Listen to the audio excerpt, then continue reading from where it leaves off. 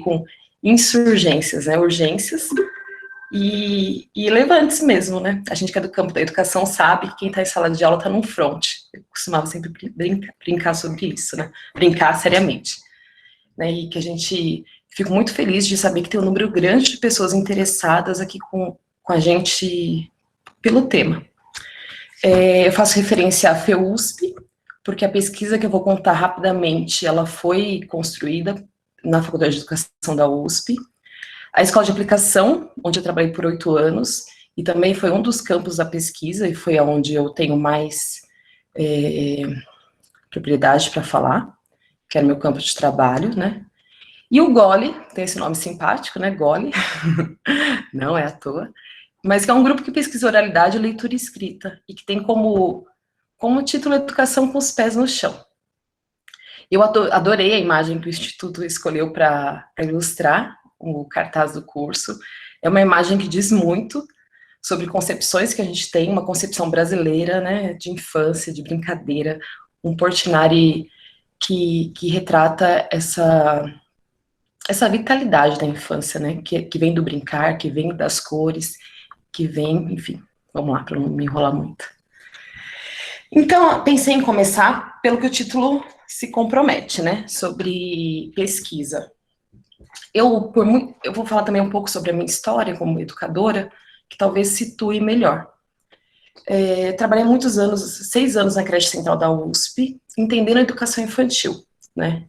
Depois de um tempo, eu ingressei na Escola de Aplicação da USP no ensino fundamental 1. Antes disso, até tem uma participante que é do Paraisópolis, que falou, eu trabalhei concomitante, como a maior parte dos professores brasileiros, né, acumulando cargo na creche central da USP e corria no Fundamental 1 na Escola de Paraisópolis, que é o Veremundo Totti.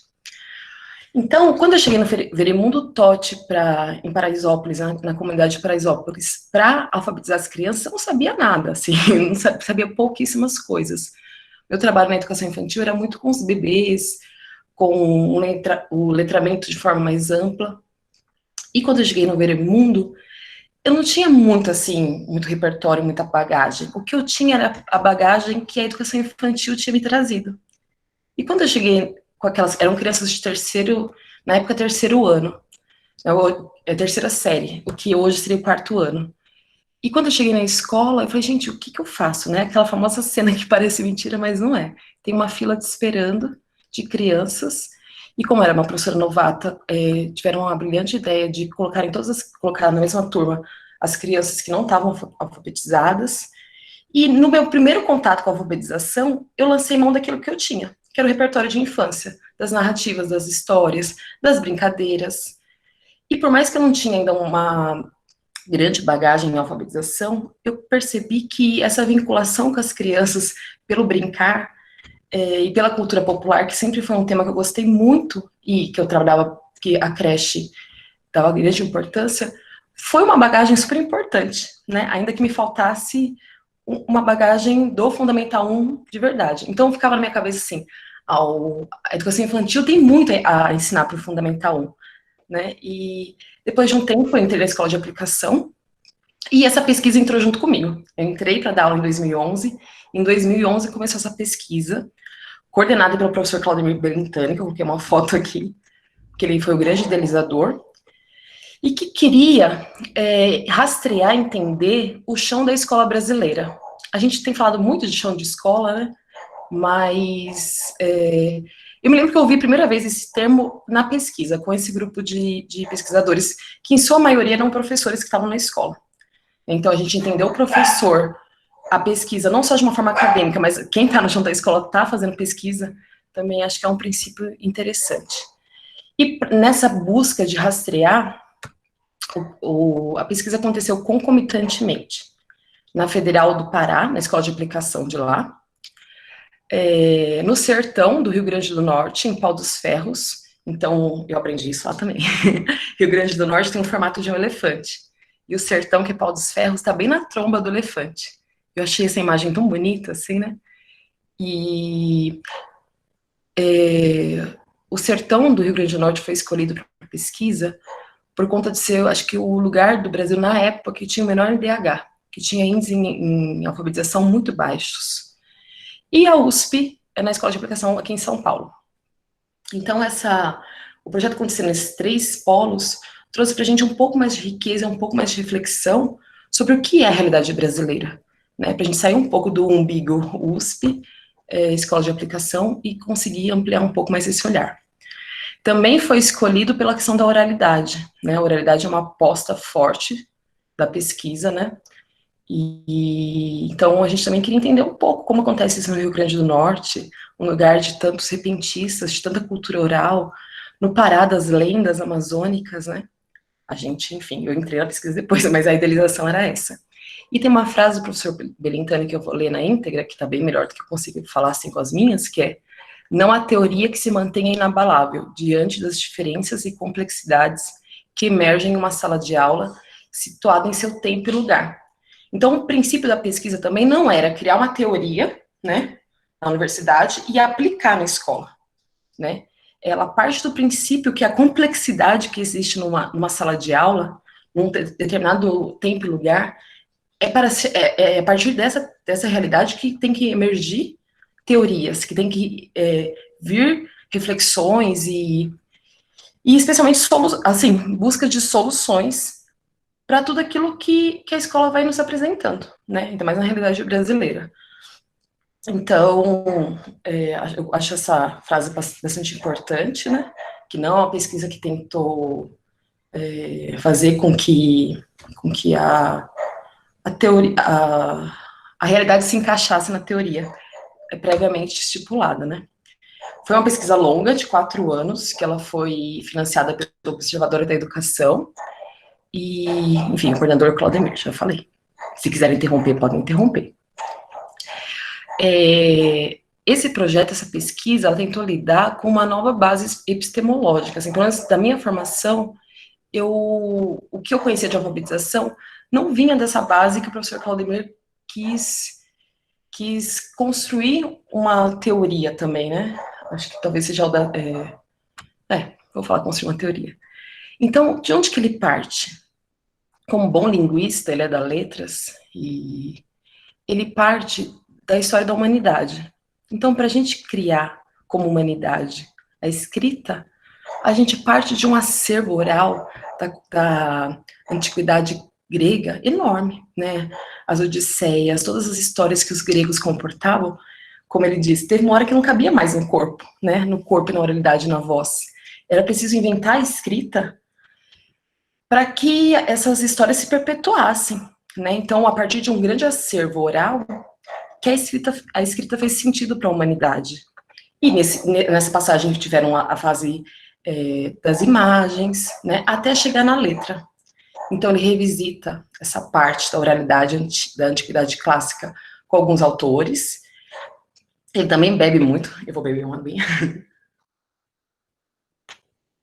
Na teoria da subjetividade, na compreensão do sujeito e do desejo, que vem do Freud, do Lacan, do Pommier, mais ligado à linguagem e educação, especialmente para considerar uma escuta ativa na escola. Esse comecinho é mais, assim, denso, mas eu espero que depois, nas práticas, tudo isso faça mais sentido, né? O que é uma escuta numa escola com 30 alunos, né? O que é uma escuta verdadeira da verdade daquela criança, daquela infância que está numa sala de aula para aprender a ler e escrever. Então, a psicanálise também tem uma força importante nessa teoria, que o Claudemir defendeu e que a gente tentou articular na pesquisa e nos anos seguintes, nas práticas. E aí ele cria, ele tem 2 livros super legais, inclusive na Feira de Livros da USP, vale a pena comprar, nem sei se está lá, mas vale a pena, que fala sobre a corporalidade, e corporalidade ele brinca de corpo e de oralidade, no ensino das crianças brasileiras, que é uma teoria bastante interessante, que eu vou falar agora muito rapidamente, mas que, eu vou deixar para o final, mas falo agora. No site do Goli, você tem que jogar no Google Goli, oralidade escrita, tem muitos vídeos, tem muitos textos, tem a minha dissertação de mestrado e de outros do grupo, doutorados, inclusive, que vocês podem entender um pouco melhor essa teoria do Claudemir, do Belintani.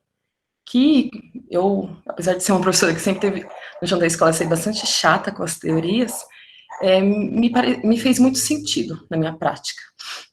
E a ideia era essa, revisitar a cultura popular brasileira, a constituição do povo brasileiro, a miscigenação da cultura na sua representação africana, indígena, europeia também, né?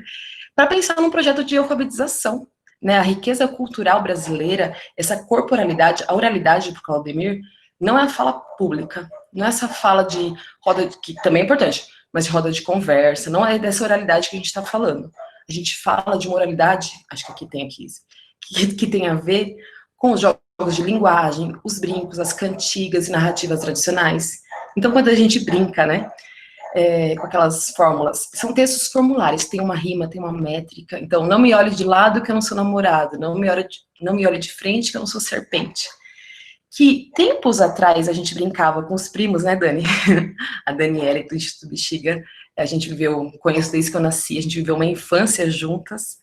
Então, tá aqui falando sobre esse tema no Instituto Bexiga me é muito emocionante, porque a gente fez muita oralidade quando a gente era criança, né? Brincar com aquelas formas de mão, né? Adoleta, lepeti, lepolar.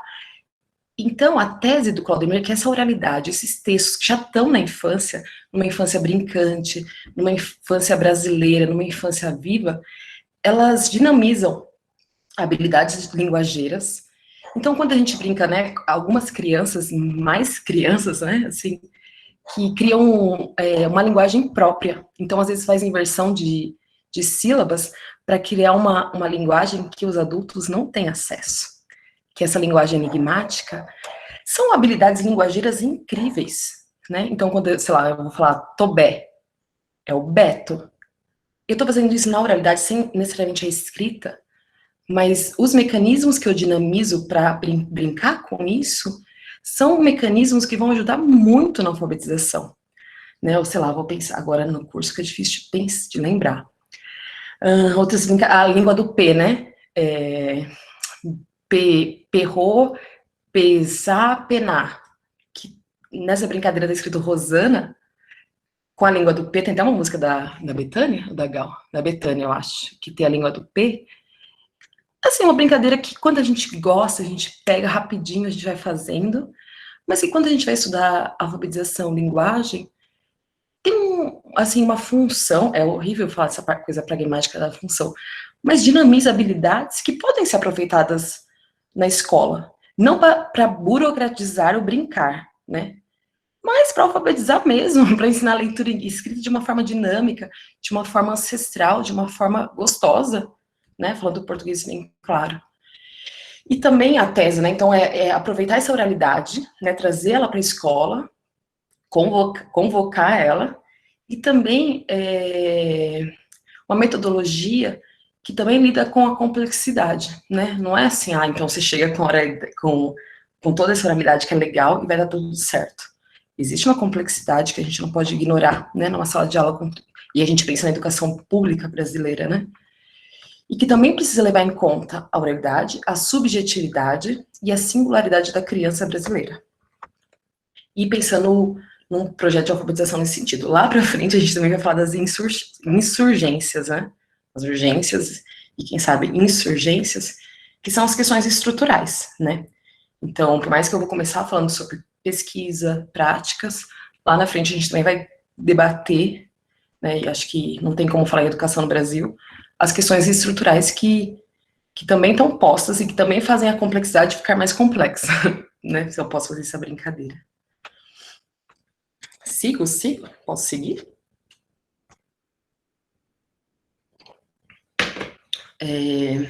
O projeto também, como eu falei lá no começo, ele chega na escola, ele nasce nessa pesquisa grandiosa porque levou muitos anos, e de diferentes regiões do Brasil, em 2011, que tinha acabado de estabelecer aquela mudança na lei, talvez os estudantes de pedagogia mais novos nem acompanham tanto assim, mas talvez acompanhou como estudante, em que o ensino fundamental passa a ser, ao invés de 8 anos, passa a ser de 9 anos.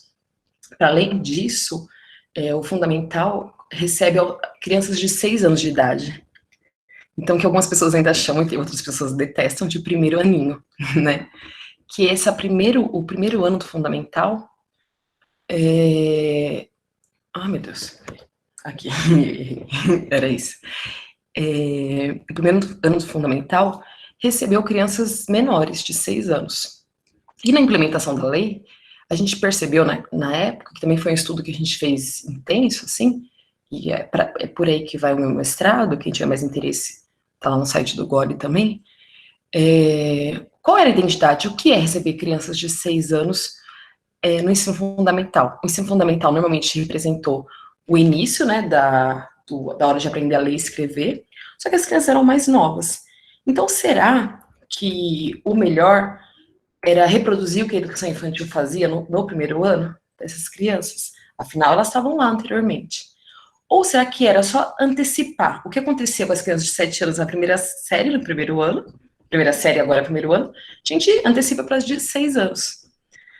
Né? E na nossa concepção, nada disso, né? Assim como essa lei ela vem com um compromisso também na alfabetização, esse primeiro ano precisaria ter uma identidade com os pés nessa responsabilidade de ampliar um ano, de ensinar a ler e escrever, mas ainda com toda a bagagem que uma educação da infância precisa ter. E que a educação infantil tem um avanço nos debates que nos pareceu muito maior do que o fundamental na época tinha.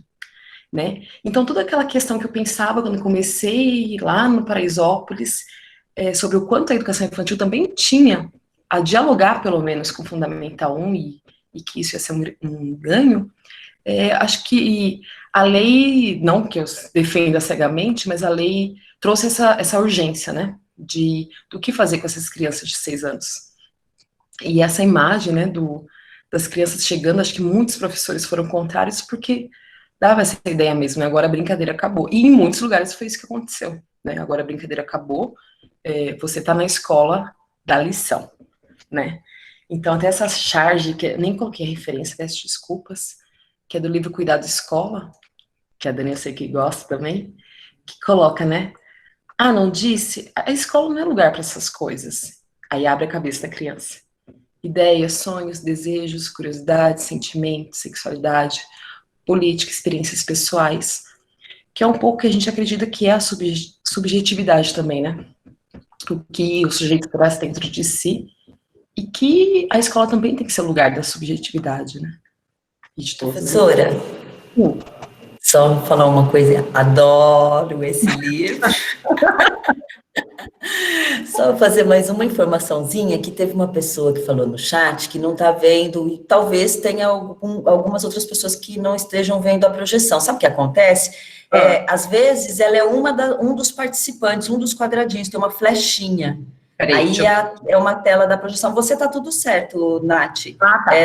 Com a pessoa que, na verdade, ela deve estar fixada numa outra tela de algum dos participantes, ou na dela mesma, mas se clicar na flechinha, daí a pessoa consegue visualizar a projeção, tá? Só para avisar como faz. Desculpa interromper. Imagina, porque a gente fica falando aqui, olhando para a tela, a gente não sabe o que está acontecendo, né? Dá um medo de estar todo desligado.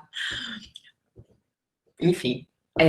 Então, e também um princípio da pesquisa, e que foi se reafirmando indo para a escola, é que a passagem da educação infantil para o fundamental não podia ser uma ruptura, sabe? Acabou, agora a brincadeira acabou, hora de aprender a ler e escrever.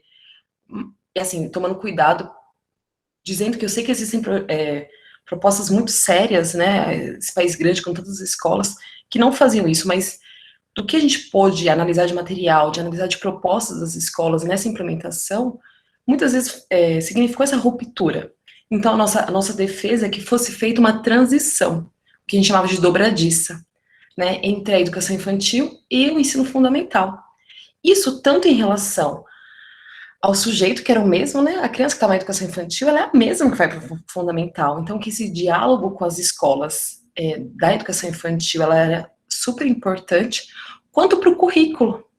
Que o currículo e de todo o fundamental, não só do primeiro ano, né, mas que houvesse uma transformação no currículo, novas bases para esse currículo, que considerasse a cultura da infância, né, que estava tão mais adiantado na educação infantil, na nossa pesquisa. Né? Então, o que a gente fez? A gente foi analisar a escola de aplicação, que é onde eu estava, é muito heterogênea. Então, as crianças vêm de educações infantis muito diferentes, né? É um desafio para a escola. A pesquisa chama o desafio do ensino da leitura escrita, né? Então essa palavra é desafio para a gente. Então a gente vai pesquisar. Todas essas crianças que chegavam para a gente no primeiro ano com 6 anos. Qual era o material, né? Qual é o portfólio? Qual era o material que ela teve acesso na educação infantil? E a gente recebeu coisas muito ricas e coisas, às vezes, muito desoladoras. Treino mecânico, coordenação motora, poucas histórias, né? Então, conhecer também, para a gente também não idealizar, né? Eu vinha de uma educação infantil da creche central da USP, que tem um trabalho muito interessante com cultura, né? E, então, também tinha uma ideia muito romântica da educação infantil, né? Então, a gente também foi pesquisar e ver os materiais, e isso é uma prática possível também, né? Dependendo da escola, de olhar um pouco do que aquela criança passou. E, às vezes, até trazer uma história que foi da educação infantil para o Fundamental 1, para criar esse laço, né? Então, o primeiro ano do Fundamental, que recebeu as crianças de 6 anos, ele foi pensado para ser essa dobradiça, né? Entre um polo e o outro, e que tivesse repercussão nos outros anos do Fundamental 1, porque infância, gente, brincadeira nunca é demais, mesmo no ensino superior, nunca é demais, né, a felicidade, ela é pedagógica, a cultura, né. E aí, quando algumas pessoas perguntavam pra gente, assim, né, mas qual que é a metodologia? Isso ficou meio romântico, mas tudo bem, vou deixar assim mesmo. É construtivista? É história cultural? E aí, a gente sempre aprendeu assim, a reafirmar um pouco, que é que não existe uma teoria capaz de dar conta da complexidade do real da escola. E o que a gente tentou trazer é uma forma de uma metodologia do encantamento. Pode ser presunçoso, eu confesso. Mas que esse encantamento na palavra grega também, né? O Claudemir, ele traz muito, né? O nosso professor coordenador, essa questão da Grécia Antiga. Então, que o entusiasmo, o encantamento, ele tem a ver com ter um Deus dentro de si, essa coisa do arrebatamento, da alegria. Que quando a gente pensa, né, numa imagem de infância, se a gente tiver que fazer um filme aqui, a gente vai pegar as crianças correndo, a gente vai pegar as crianças em roda, a gente vai pegar as crianças nessa, né, nessa animação. E trazer um pouco pro currículo, né, quando possível, a gente que é professor, a gente sabe que nem sempre, né, dá para ser só essa coisa efervescente, mas que ela tivesse que entrar na escola também, esse entusiasmo, esse encantamento, essa... E aí, deixa eu ver que horas são. Acho que eu vou passar porque tem muito certo tempo. Eu pensei num trecho, vou passar, do filme Tarja Branca, que é um filme que, para mim, faz muito sentido, como professora, pesquisadora, e da cultura da infância, passar um trechinho de 3 minutos, e que faz a gente refletir um pouco sobre esse brincar, né? E sobre essa... Então, o trecho do Marcelino Freire, eu acho que é o que mais, que é esse homem que aparece na foto, é o que mais faz sentido para o nosso debate, que é sobre a alfabetização. Mas eu coloquei até um pouquinho antes, porque eu gosto muito. Aí vocês me dão um retorno, se tá rolando, se tá fluindo o áudio, se não tá. Deixa eu ver aqui. Então, deixa eu separadinho. Eu sentia dó dela. Eu achava que alguém estava dizendo para ela que ela não podia fazer outra coisa a não ser aquilo, não fosse um desejo dela.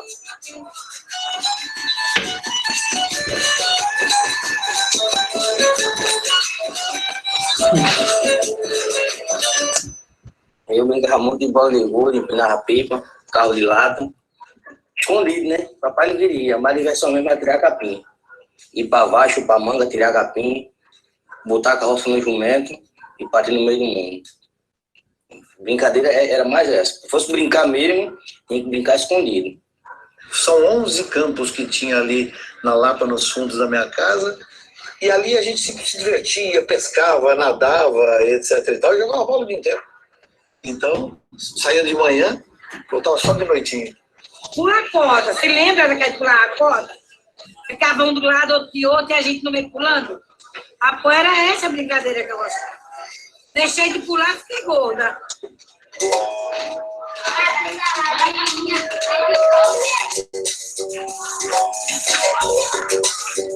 Bola de gude, peão e papagaio. E hoje eu vejo toda uma ciência, uma sabedoria que tem aí. Tem a época de empinar papagaio, de brincar de bola de gude e de peão, tem a ver com o vento, com a natureza. Então, são esses ciclos maiores que a gente vive através dessas brincadeiras. E uma das coisas que eu mais me lembro é ficar, às vezes, fazendo aqueles castelinhos de areia. Sabe como que é? Molha a areia e vai fazendo um castelo que vai pingando, pingando, pingando, pingando, pingando, pingando, pingando, pingando. De repente ele desmancha tudo. Aí você começa de novo. Eu acho que minha vida foi isso. Eu fiquei pingando. Eu sentia muito medo de crescer, eu chorava, né, pro meu pai e dizia, pai, eu não quero crescer, eu não vou crescer. E meu pai brincava comigo e dizia assim, eu vou colocar uma pedra na sua cabeça e você não vai crescer.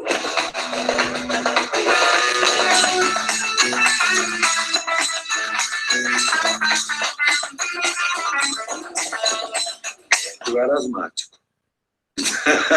Então minha brincadeira era ler sopro no coração. Enquanto meus irmãos jogavam bola, eu ia ler. Era onde eu sofria, torcia por alguém, enfrentava monstros tenebrosos, moinhos de vento com o Quixote, corria com os capitães da areia. E Manuel Bandeira aos 9 anos de idade. A sua mente já começa a ser povoada por brincadeiras. Isso é muito importante. É muito importante saber brincar com a vida. Eu sou um brincante, um leitor brincante. A leitura me deu tudo isso. E outra coisa... Voltando. Então, Ana Luísa, acabei de ver. Eu tô com a tela. Boa noite. Eu sou a Adriane, da educadora da Casa São José. Eu vi agora o seu vídeo e esses dias atrás, antes de começar a pandemia, eu brinquei com as crianças, praticamente os adolescentes, pula elástico. E aí eles veio me perguntar como que é, como a gente descobriu. Eu falei que era na nossa época de infância. E eu vi o vídeo, você vê que as diferenças que eles veem, nossa, é muito diferente. Poxa, eu fico o dia inteiro no celular e eu nem sabia que tinha essa brincadeira. Então, eu tentei levar essas brincadeiras antigas que a gente brincava anteriormente e eu pulei corda com eles. Nossa, eu nunca pulei corda na minha vida.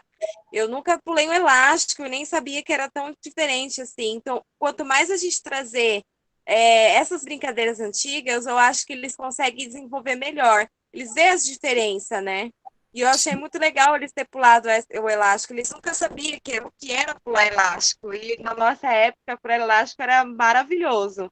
Era uma infância que a gente nós mesmos não pode voltar atrás, mas a gente pode trazer essas brincadeiras para eles agora, né, nessa época. E eles gostaram de pular esse elástico. Legal, Adriana. Eu gostei muito da intervenção, porque é isso mesmo, assim, não tem como não se entusiasmar pulando elástico, por exemplo. Se tiver uma musiquinha, acho que até tinha umas musiquinhas, né, que embala até as regras da brincadeira, que tem um valor que ele é histórico, né, então você brincou, provavelmente seus ancestrais também podem ter brincado, estético, né, tem toda uma configuração, e estético, histórico, e ético, né, tem toda uma série de regras, que é um pouco até do que acho que foi até o Beto e a Dani que me indicaram uma vez, que é o estudo do Florestan Fernandes, porque parece que é uma bobagem, uma brincadeira antiga, a Adriana trouxe para os alunos porque ela não tinha que fazer. Imagina, assim, é de extrema riqueza, e tem que estar na escola, tem que estar na educação, né, é uma transmissão histórica de extrema importância, inclusive subjetiva, né, esse encontro com o outro, como diria a Dani, o capital corrompe tudo, né, mas o quanto que também estar no celular, estar à revelia de uma grande publicidade, também faz com que as crianças não tenham esse encontro com a cultura e com o outro, né, que o brincar traz. Então, concordo com você também. E o vídeo, ele é assim, vale a pena assistir esse filme, né, chama Tarja Branca, que vem de uma discussão também super importante sobre a Ritalina. Então, a infância começa a ser medicalizada, porque a infância começa a se tornar quase impossível. Ela não é difícil adestrar, né? A gente que é professor, que entra numa sala com muitas crianças, a gente sabe o quanto é difícil, né? E numa estrutura dessa, né? 30 crianças e um professor, muitas vezes os mais entusiasmados e mais espivitados acabam sendo medicados.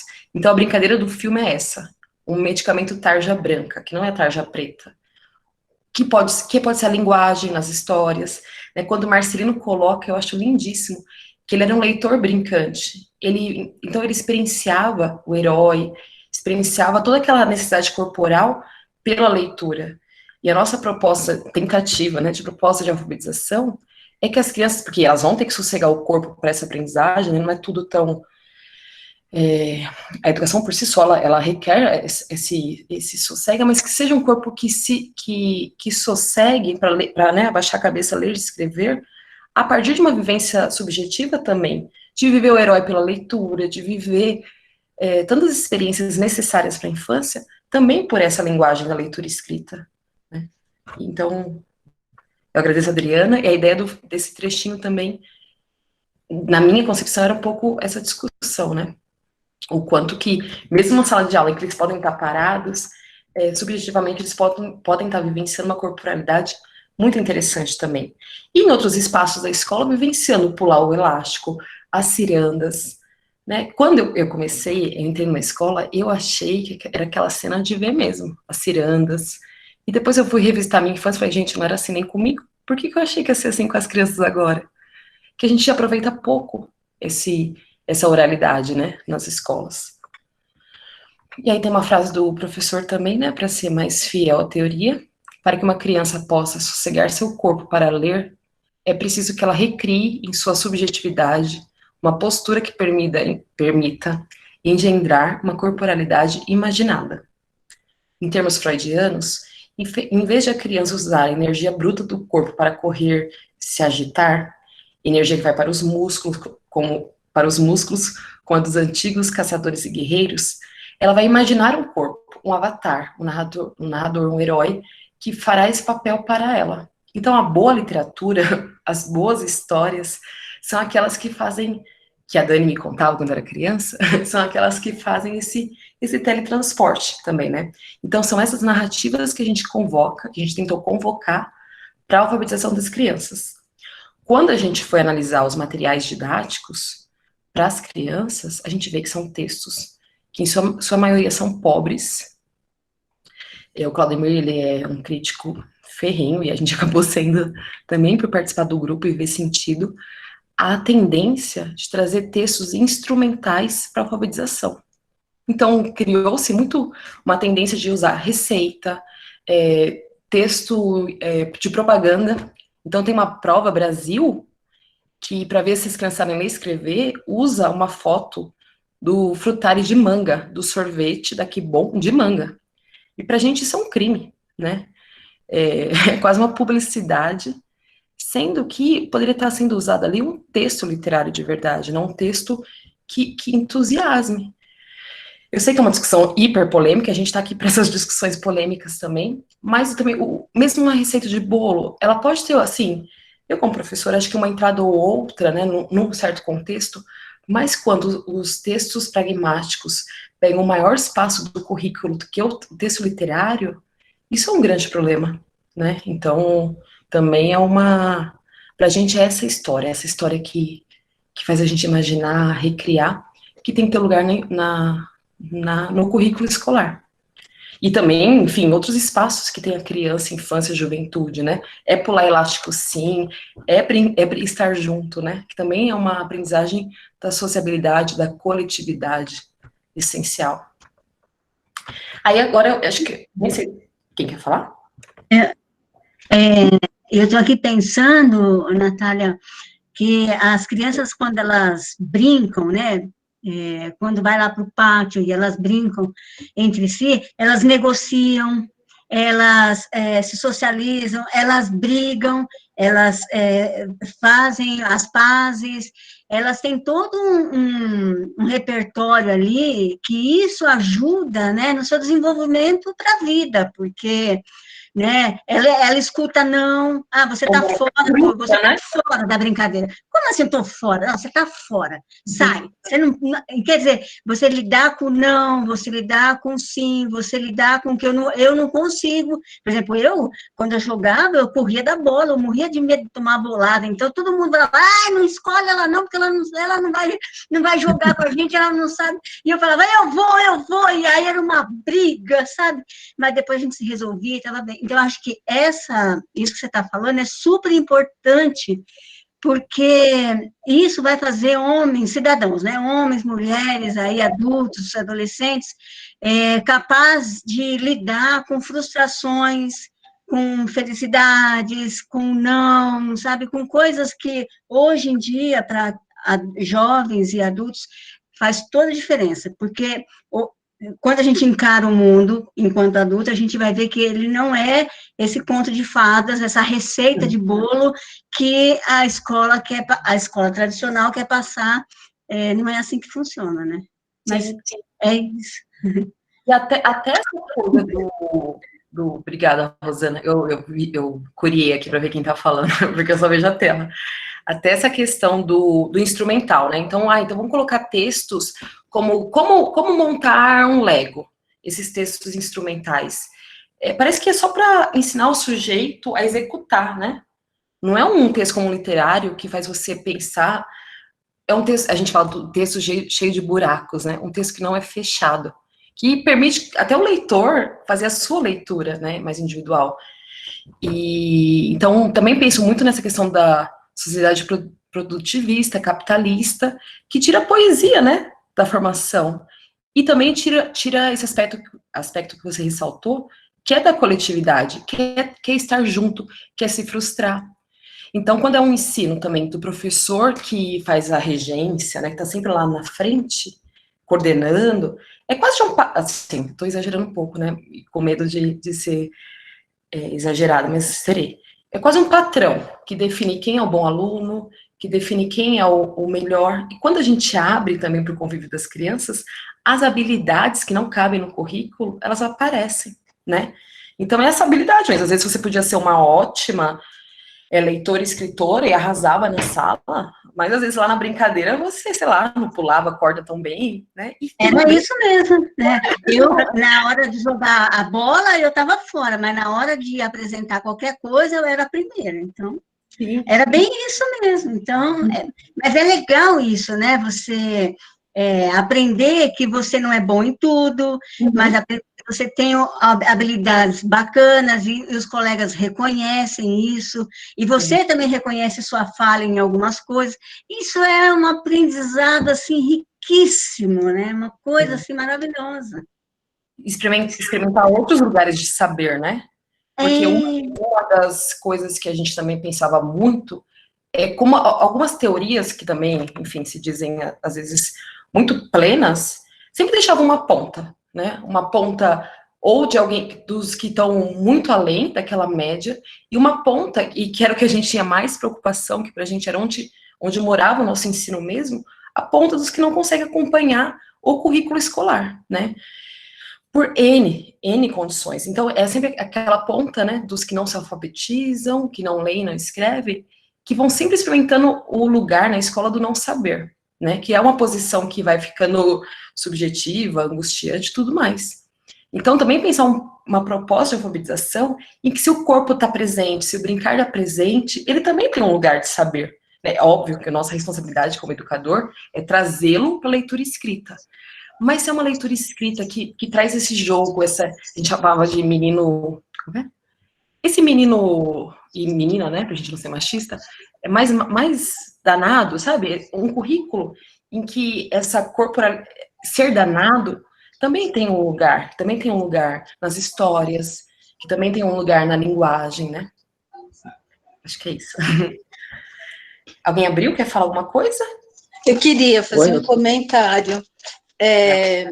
No curso que eu fiz com a Dani, sobre o Florestan, me abriu um leque de que o contar as histórias, o trazer a realidade da criança, das brincadeiras, como aquilo, e eu acho que tem um link com o tal do capital cultural, social, né?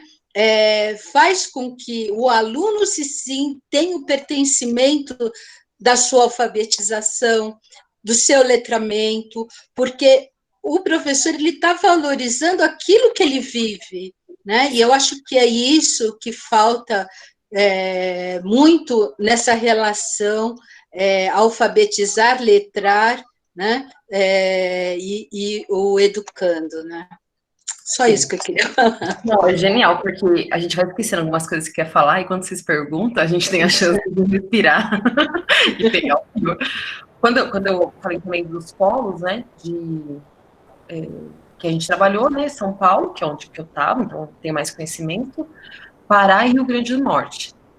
A nossa aposta é que a oralidade, ela seria mais presente no Rio Grande do Norte, né, que tem o Câmara Cascudo, lá, e no Pará. Quando a gente chegou lá, e por conta do contexto, essa questão sociológica também, né? Enfim, quando a gente chegou lá, a gente viu que na Biblioteca do Pará estava desenhado Mickey, Minnie, todos os personagens do Walt Disney. E a gente esperava encontrar Boto, sereia, Ara. Pode ser uma visão romântica também da sociedade, né? Mas a gente achou que essa cultura ia estar lá presente, né? Essa riqueza regional. Local. E o Rio Grande do Norte também. Sertão, assim, a gente via até os boizinhos, assim, parecia até filme.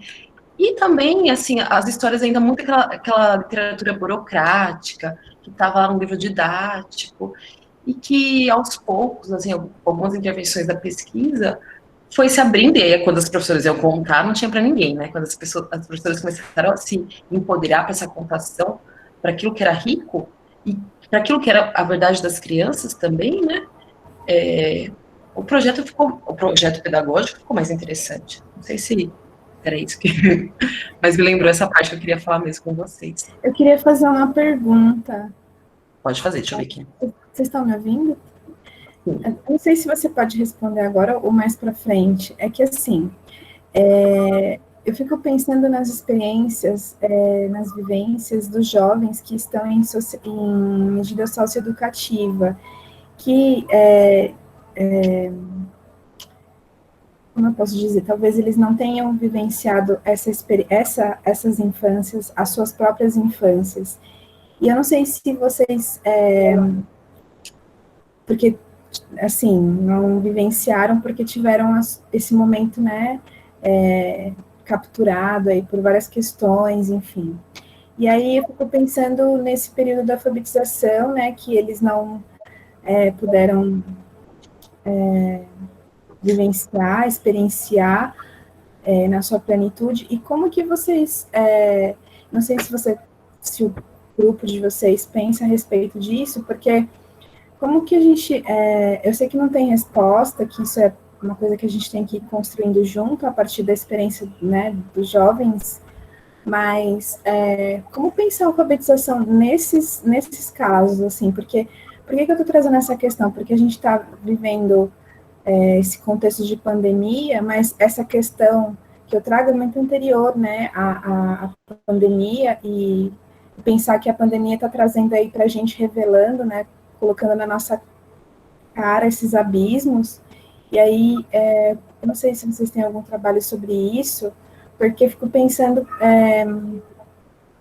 como não infantilizar esses jovens, né, e fazer com que eles reconheçam que eles têm um conhecimento ali com eles, né, enfim, valorizar o conhecimento, e, não sei, um desafio para pensar também, né, que quando vem essa palavra de insurgência, desses levantes, também pensar nessas infâncias que foram roubadas, que foram capturadas aí por essas questões todas que a gente já sabe, isso me faz pensar nesse momento também. Uau, achei uma fala super legal. Karina, né? Eu dei uma olhadinha aqui. E o que eu acho mais bonito dessa pesquisa e toda a teoria que o Claudemir faz é a luta por ensinar, né? Por ensinar a todos, né? A todos. Porque eu acho que quando você fala dessa exclusão, que depois pode ser uma exclusão social ainda mais complexa, né? Que são o caso desses jovens, não que ela é construída na escola necessariamente, mas às vezes ela é reforçada pela escola, né? Então, uma das práticas que a gente foi construindo foi do atendimento individualizado, com muitas críticas, né? Então, vai tirar a criança, e eu entendo a preocupação que até muitos professores, e eu tinha no momento, mas o que parte esse atendimento individualizado? Deixa eu pensar se eu falei tudo. Parte em fazer uma intervenção com a criança na alfabetização desde que ela entra na escola. Então, às vezes a gente pensa, a criança tão fofura, né?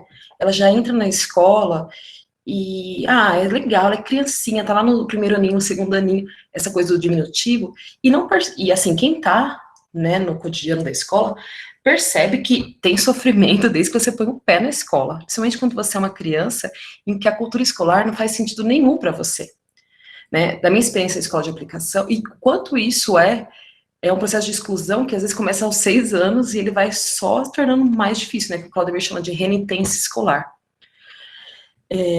Então, o atendimento individualizado, ele tentava fazer uma inversão. No Fundamental 1, do primeiro ao terceiro ano, nas crianças dos 6 aos 9, 8, 9 anos, é o ciclo de alfabetização. Então, o que a gente observou? Que, normalmente, às vezes, a equipe escolar começava a olhar a criança quando ela reprovava no terceiro ano do ensino fundamental 1, que é quando termina o ciclo, que é onde costuma acontecer a reprovação.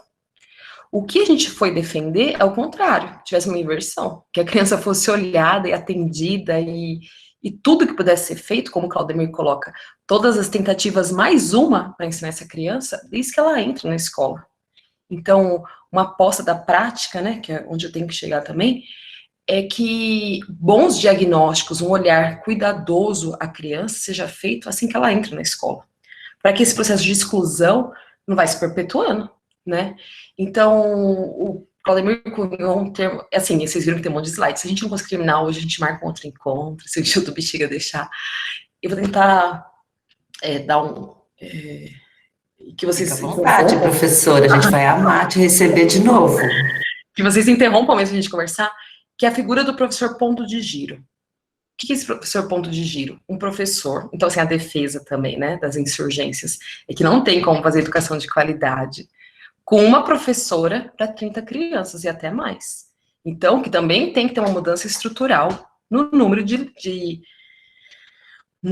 na proporção adulto-criança. Então, assim, que no mínimo tenham numa sala de aula da infância, para alfabetização, 2 professores por turma. Essa era a posse inicial do projeto. Depois a gente fez uma negociação, assim, para pensar pelo menos um professor e um futuro professor, né, uma residência pedagógica, um bolsista estagiário, para estar nessa, pelo menos, dupla, né. E um desses professores, estaria mais na regência, né, e outro seria o ponto de giro, que é o quê? Conhecer a criança, conhecer a dificuldade da criança, de que ordem é aquela dificuldade, e poder fazer intervenções, porque às vezes tem criança que o currículo pode ser incrível, entusiasmante, piriri, dançado, letra, mas não faz sentido. E não faz sentido por questões singulares, por questões de cultura escolar. Às vezes é uma criança que a família essa cultura escolar é algo novo para aquela família. A gente até nem gostava de falar em dificuldade da criança pequena, né? Mas de acervo, de repertório.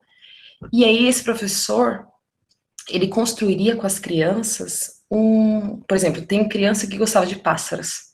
Então, até aparece essa criança, a gente tem liberação das fotos para pesquisa, com uma régua, que o professor, super criativo na época, conversando só com a criança, então foi pesquisar, criou uma régua da leitura, um pedaço de papel, mas que para a criança que ficava um pouco dispersa, e ao perceber que tinha um professor interessado, assim, lutando para ensinar, tem efeitos interessantes. Ou depois um pequeno grupo que sai um pouco da aula, vai lá estudar as letras, faz um alfabetário e depois traz para a turma para entregar de presente.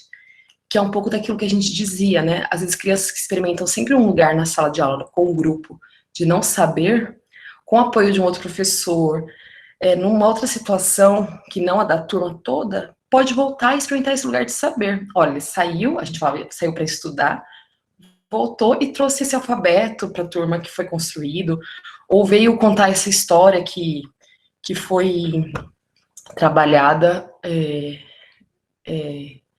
individualmente, né? Então, para a gente, isso é um enfrentamento para evitar esses casos de exclusão.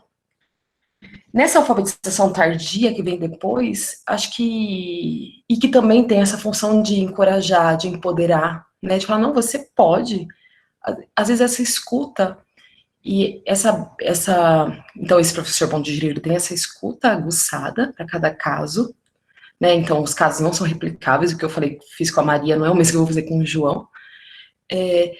Possa diminuir os casos de uma exclusão que ela vai se perpetuando ao longo da escolarização. E aí, na alfabetização tardia, acho que eu não sei responder muito bem, mas que se eu tivesse que falar sem experiência nenhuma, nesse campo de alfabetização de adultos, também seria dessa experiência de uma escuta às necessidades, aos desejos que esse sujeito traz, e num percurso singular, né? Eu acho que quanto mais vão se passando os anos de exclusão, mais vão acumulando dificuldades de uma ordem que também, ela não é só objetiva, não conhece letras, às vezes de uma ordem subjetiva. Eu sou a pessoa do não saber. Antes de chegar na escola de aplicação, o Claudemir fez um projeto piloto no Queizo, que é aqui no Rio Pequeno. E aí ele trabalhava muito com... Eu não participava dessa equipe, né? Mas sei alguns relatos. Atendia muito crianças de abrigo, né? E ele escolheu essa escola por causa disso. Porque para ele a gente se torna um bom educador quando a gente enfrenta casos complexos. Ele até dizia que algumas teorias colocam para debaixo do tapete os casos complexos. Mas é no enfrentamento dos casos complexos que a gente avança como ciência pedagógica. Não só bom professor, né? Porque essa ideia de um professor que salva a educação, ela é bem perversa. Mas quando uma escola, e quando uma sociedade, quando um governo começa a olhar para esses casos complexos, é que a gente avança como ciência pedagógica, né? Não só essa alfabetização que ela vai para uma média, né, e as pontas são um pouco esquecidas. Karina, não sei se eu te respondi, mas eu pensei em evocar essa parte do desenvolvimento individualizado. Eu posso fazer um complemento? Pode. Quem é você? Só porque eu não estou vendo... Eu sou o Victor. Oi, Victor, pode. Então, é que você foi falando, eu fui vendo aqui algumas experiências, né? Aí pensa quando você falou essa coisa estrutural, né? De atrapalhar certas competências na escola e deixar outras competências de lado. Sim. Aí eu lembrei da minha história. Eu lembro que eu trabalhava lá numa região, né? Aí, depois de uns 5 anos, eu voltei na região. Aí, assim, um menino que eu trabalhava que tinha 5 anos, estava com 10 anos. Ele estava numa feira. Aí eu fui lá, eu falei, opa, como é que você tá? Não sei o quê. Aí, assim, ele tinha largado a escola, eu trabalhava num CCA, ele tinha largado o CCA para trabalhar na feira. E ele falou, olha, eu tô aqui com R$13,75, tal, não sei o quê, tô ganhando dinheiro aqui, eu não vou voltar para lá, não. Aí eu me toquei, porque assim, ele tava com um monte de moeda, ele conseguiu contar R$3,75, só de juntar moeda. Aí, por que eu tô falando isso? Eu sou técnico de medida, né? Sim. E tem um menino hoje, que eu também atendi há 10 anos atrás. E assim, ele parou no 6º ano, no fundamental. E assim, a grande maioria é isso, tipo, ninguém consegue terminar o ensino fundamental 2, 1 ou 2. Uhum. Tem 8 anos, e o que eu percebi? Ele veio com um amigo dele, que é lá da comunidade, que também é atendido lá no serviço. E ele ajudou ele a chegar no serviço, né? Sim. Então, eles têm uma dinâmica de se educar, de se ajudar. Então, um ensina o outro. E assim, nesse trabalho de alfabetização tardia, é importante a gente usar isso, entendeu? Então, assim, eu trabalho no serviço de medida. Eu não sou professor deles de escola, mas a gente pode usar, pegando questões de letramento, só esse fato de a gente ensinar ele a tirar um documento, Sim. a falar o que é um alistamento militar, isso tudo é conhecimento, é conteúdo. E eles aprendem com isso. Sim. É uma forma assim, de criar alguma autonomia dele. Porque é uma estrutura que a escola tem que, infelizmente, exclui. E um jovem nessa situação, para ele tentar se equilibrar na escola é muito difícil. Mas a gente pode trabalhar por esses lados para que essa autonomia um dia ajude ele a voltar à escola. Oi, Natália, Eu gostaria muito de falar. Paulo Freire. Eu acho que tem alguém, tem duas pessoas. Acho que uma é a Ana. Isso. Eu fui pela voz. Deixa eu abrir aqui para ver quem. Sou eu. É a Ana e tinha outra pessoa, a Paula, né? Paula. Vou ser breve, prometo. Meu nome é Ana Luísa, eu sou professora pela Rede Municipal de Ensino e professora orientadora diária. Então, eu faço acompanhamento dos alunos de alfabetização e eu estou na região da Brasilândia. Então, o que acontece? Nós recebemos muitos jovens de liberdade assistida, principalmente no ensino fundamental 2. E aí, o meu adendo é para a hora que a Natália falou do corpo, sabe? Essa coisa que eles entram no primeiro ano e eles são completamente corpo. O que acontece com esse jovem quando ele está sendo ressocializado? Por mais que ele tenha uma estrutura diferente na Fundação Casa, ou mesmo jovens que vivem em abrigos, eles têm uma outra rotina. Quando eles vão para a escola e eles estão nessa situação de abrigamento, geralmente eles já passaram pelas ruas, eles já perderam, né? A escola é dividida em anos e ciclos. Então, às vezes, um cara que deveria estar lá terminando o ensino fundamental 2, né, no ciclo autoral, ele está no ciclo de alfabetização e o corpo dele não cabe mais naquele espaço. E mesmo que a gente faça o trabalho de reclassificação, que é quando você coloca esse adolescente no ano sério que ele deveria estar e manda ele para um programa de recuperação paralela, que é oferecido pela prefeitura, ele fica um pouco a mais do período depois das aulas, ele não se sente confortável naquele espaço. Por quê? Porque a vivência dele de corpo já não é mais aquela, já é uma estrutura corporal, física e mental que a escola não dá conta. Então, o que a escola procura fazer? A gente tem esse canal direto aí com o Conselho Tutelar, com a assistência social, a gente vai tentando fazer os diálogos, né, com o pessoal que atende a rede e acolher esse aluno naquilo que ele precisa, entendeu? Só que ele acaba sendo uma minoria, não é que ele está excluído, a gente tenta acolher de alguma maneira, só que ele já não se sente mais cabendo ali. Então, o que precisa ser pensado em educação e pensando nesses públicos específicos é uma maneira de fazer com que eles se sintam acolhidos, porque, por exemplo, o material que a prefeitura oferece hoje para o ciclo de alfabetização, ele é todo voltado para a infância, para o brincar, para o lúdico. O material da EJA, ele já é voltado para o adulto, ele trabalha os contos, as lendas, o material que é feito para o Fundamental 2, esse aluno que ele não conseguiu consolidar a alfabetização, ele não dá conta de interpretar. Então, o que precisaria era pensar algo específico para esse público, e isso tanto em termos de município, quanto de estado, porque o corpo dele já não cabe ali. Ele não cabe na EJA, porque na EJA a maioria de quem está é o trabalhador, né, aquela pessoa que trabalhou o dia inteiro, os jovens que vão fazer o supletivo, como eles dizem, porque precisam também trabalhar, prover o sustento, aquelas senhoras que são mais velhas, os senhores que voltam a estudar depois que se aposentam. Então, esse jovem, ele não cabe ali. E ele também não cabe no ensino fundamental. Teria que se pensar uma terceira via, entendeu?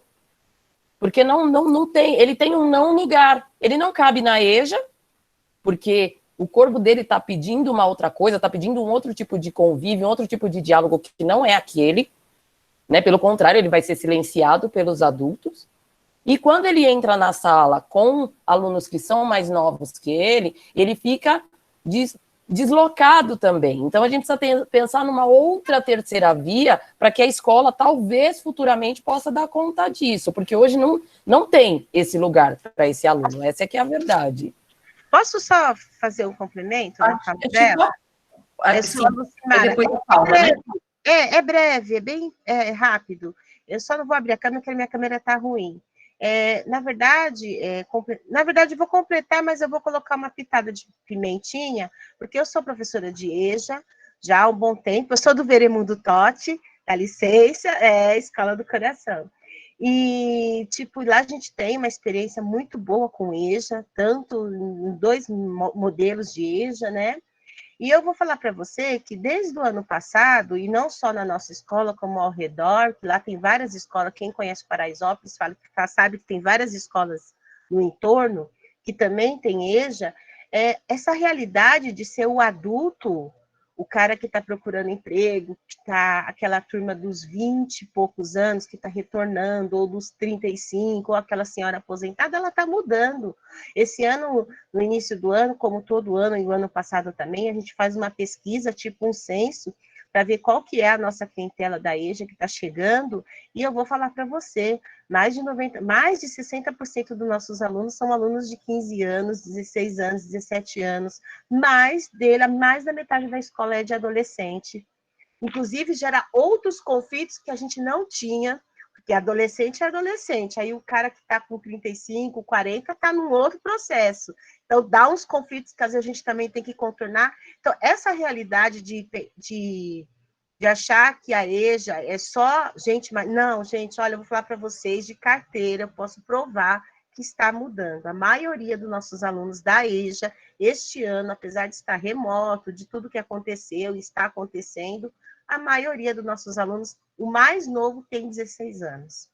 Então, a gente tem uma gama muito grande de aluno entre 16 e 17 anos. Tem uma turma imensa, tem aluno que vai fazer 18 anos agora no final do ano. Então, está crescendo também esse número de alunos que estão optando pelo ensino da noite.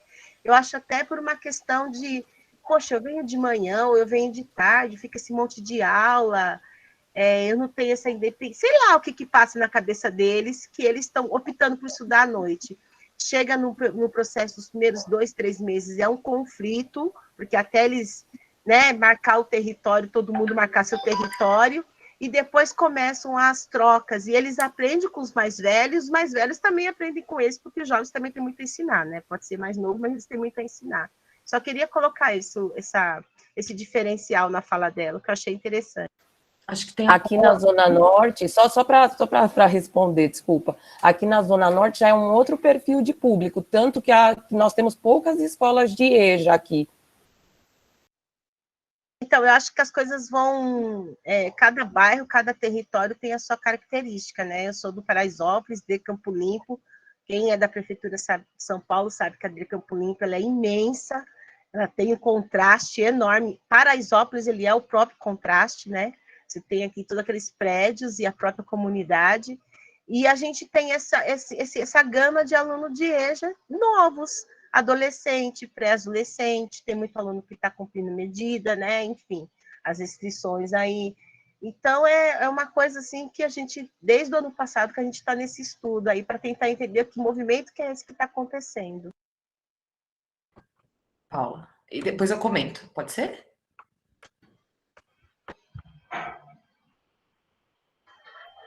Olá, boa noite. Eu sou pedagoga, estou há um ano como coordenadora pedagógica numa unidade de internação provisória da Fundação Casa. E, nossa, estou fervendo aqui com todo esse debate, né? Porque, assim, a infância, num contexto social mais limitado, né, a alfabetização tardia, tudo isso causa um prejuízo enorme, enorme. E a gente, como lá é provisória, né, a gente fica no máximo 45 dias com o adolescente. Agora, devido à pandemia, no máximo 30 dias. Que aí ele é sentenciado, e aí ou ele vai para a internação ou ele é liberado. Então, tempo recorde para fazer qualquer coisa, né? E é muito, muito desafiador, porque o programa que a gente tem lá, firmado com a Secretaria de Educação, chama Projeto Explorando o Currículo. Eles são recortes do currículo da rede, de todas as séries, são salas de seriadas, né? Então, assim, tem que ter muito coração envolvido aí mesmo, entender muito o contexto deles, para poder adaptar na realidade deles, para poder prender a atenção deles, né? É um desafio grande, mas a gente está ali lutando. Estamos aí. E eu estou, assim, procurando, né, saber mais, me informar mais e colaborar mais e tal. Tá incrível essa aula. Obrigada. Obrigada, Paula. Eu vou tentar comentar, então. E vamos lá. Primeira coisa, que é a questão dos adolescentes e toda essa... Eu não tenho muita experiência, muito legal para mim ouvi-lo, vocês, E acho que até cometi uma gafe, eu fiquei pensando depois, alfabetização tardia, nem sei se é isso, porque nunca é tarde para se alfabetizar, né? Eu falei alfabetização tardia, depois pensei, acho que não, talvez não seja o mais interessante. Quando o Vitor foi contando, até tirei a apresentação para poder enxergar melhor vocês, fiquei lembrando daquele, não sei se tem a ver, daquele filme do contador de histórias que o Bexiga sempre trabalha, né? Do Roberto Carlos. O quanto também a escola não aproveita esses saberes, e assim, acho que a teoria do Claudemir me encanta, a teoria dessa pesquisa me encanta, do grupo Goli, que é trazer para dentro da escola, né, trazer para dentro da escola essas aprendizagens, e não necessariamente ficar só naquilo que o aluno sabe, né, a classe popular, as camadas populares, os trabalhadores, eles têm que ter acesso à erudição que a gente tem acumulada pela humanidade, é de todos, né. Então, de que forma a gente, como profissional da educação, e aí vem a insurgência, né, com uma estrutura possível, que a gente possa, porque assim, a habilidade pedagógica a gente tem, não é uma coisa que falta no Brasil. O que falta é uma estrutura, de não ser só um professor, para que a gente possa escutar essa heterogeneidade, também um termo muito, muito forte na pesquisa, que é a heterogeneidade. Não importa se é crianças de 6 anos, ou se é um público de EJA, o que a gente vai ter ali é heterogeneidade. É uma diferença grande em todo mundo que chega naquelas salas de aula. E que traz uma complexidade. Então, é muito legal a diversidade, a gente é super, né, super defensor, mas o Claudemir tem um termo que é heterogeneidade de efeito escolar. O quanto uma escolarização única para todos também cria essa desigualdade, né? Então, uma educação para a equidade seria uma educação que tem manejos pedagógicos possíveis para manejar essa heterogeneidade que ela é causada pela escola, né? Então, e por toda uma sociedade desigual que a gente tem no Brasil, né? Então, convocando diferentes referências, né? Diferentes referências da cultura, convocando diferentes habilidades, convocando o corpo, a chance da gente ter sucesso no currículo é maior. Ela é, como fala? Ela é plena, nunca, né? Então, um dos pontos, quando vocês ficaram discutindo, eu fiquei pensando, a gente coloca aqui na pesquisa, né, Pará, São Paulo e Rio Grande do Norte, mas tanto faz, pode ser escola A, escola B, escola C. Como tem a questão do humano, vai ser sempre muito diferente. E de que forma, né, a gente vai ter estrutura para fazer aquilo que a gente sabe fazer, aquilo que a grande parte dos professores sabem fazer. Só que com uma estrutura, por isso que tem insurgência, né, com uma estrutura que ela também não é prioridade absoluta, ela se torna cada vez mais difícil, né. Então, até a Ana me recomendou esse livro, né, estava lendo esses dias, da Revolução de Anitta. Prioridade absoluta em alfabetização é todo mundo trabalhar pela alfabetização, né, que a Revolução Cubana fez um tanto, né, coloca como prioridade absoluta da sociedade, alfabetizar todos, né, não se tornar uma educação impossível para grande parte da população. Então, quando a gente traz a cultura popular para a escola, maracatu, que a gente vai falar dessa Constituição, é tentar trazer esse corpo, mas também a cultura junto com ele, né, que é trazer o que o aluno sabe, que o Vitor falou muito bem, mas ao mesmo tempo fazer aquilo que é da nossa responsabilidade, ampliar esse universo cultural, né, e fazer com que a classe trabalhadora também tenha acesso a todo o conhecimento que a gente tem acumulado. Uma outra questão, deixa eu pensar aqui.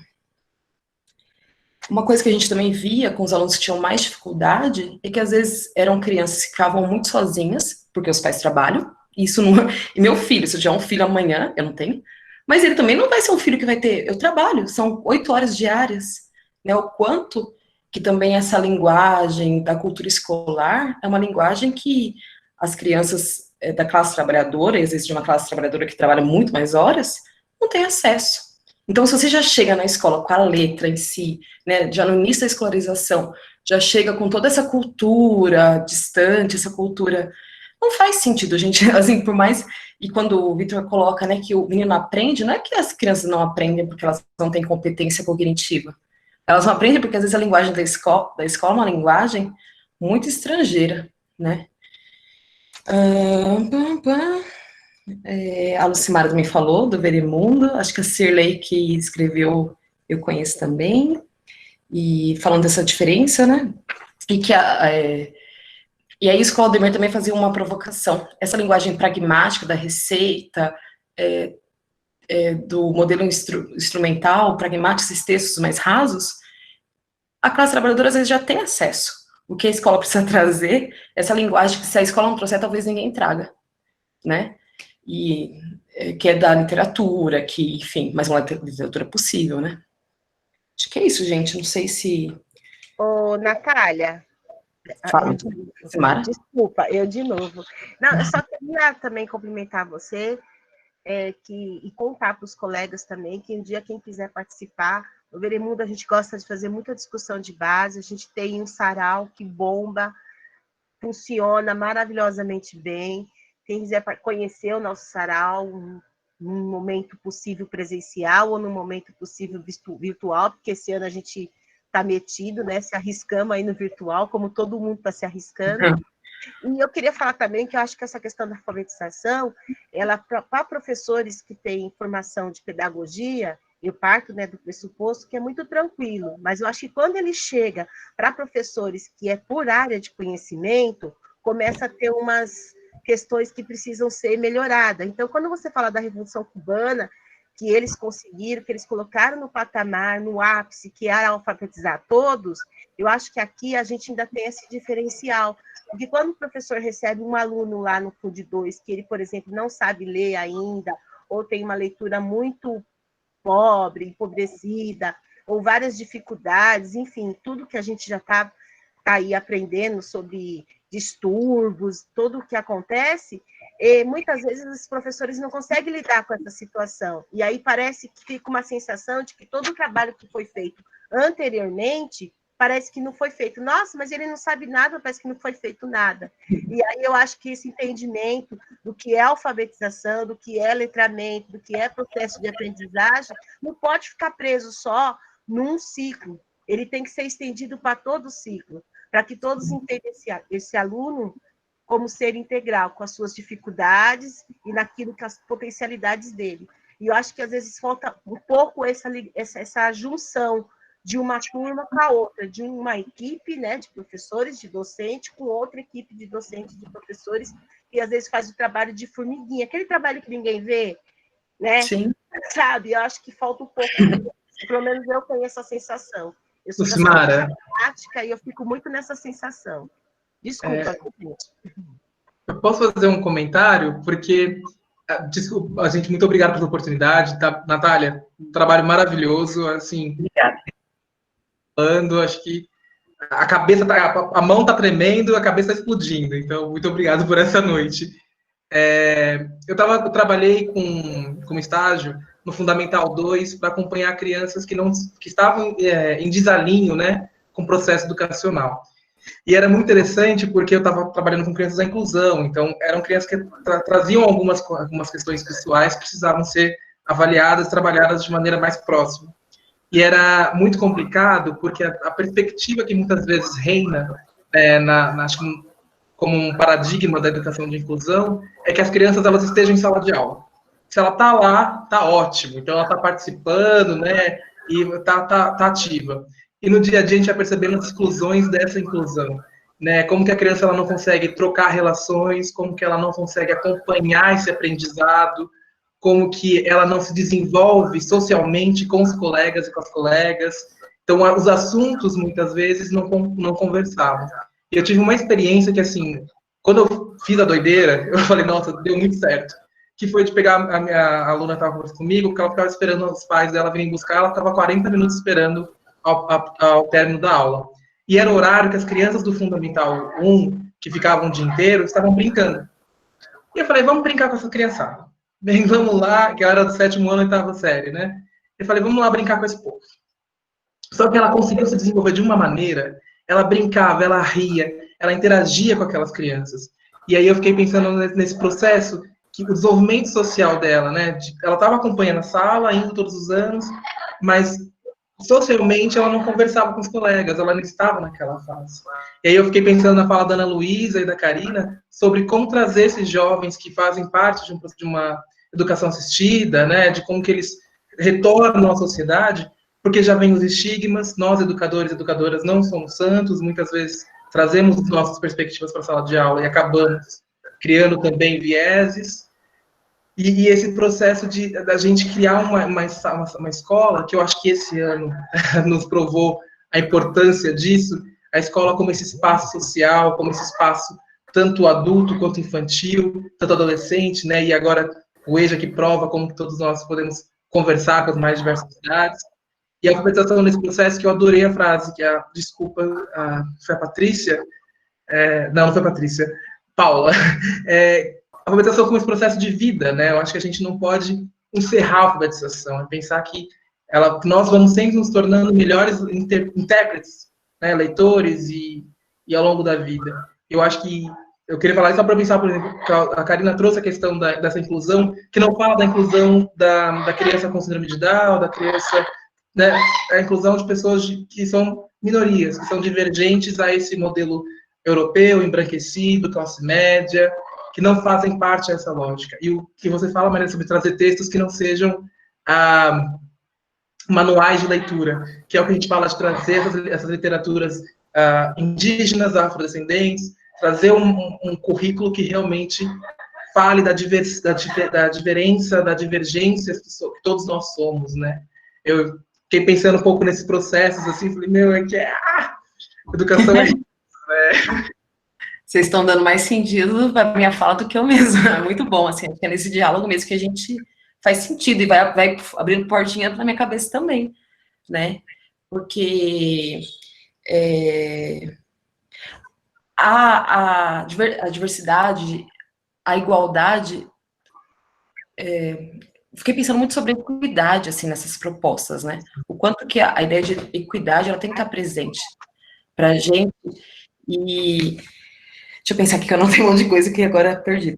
E uma das apostas também era a gente poder ter uma equipe de série, porque o que acontece, o que eu estava aqui ouvindo vocês lá com o PowerPoint de senha de entrada, das práticas, né? Mas eu acho que as urgências, elas são mais urgentes, as insurgências, né, que está no título, elas são sempre mais importantes, ainda mais quem está no chão da escola, quem está vivenciando tudo isso, né? Então, acho que é super bem-vindo mesmo.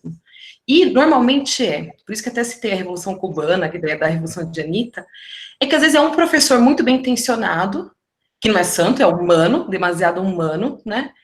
E que às vezes parece que o sucesso da educação está nos santos, nos super-heróis, um pouco nesse fronte mesmo, né? E o quanto quando a alfabetização, a educação, ela é uma prioridade da sociedade e de acesso para todos, não fica só, né, um professor super bem intencionado.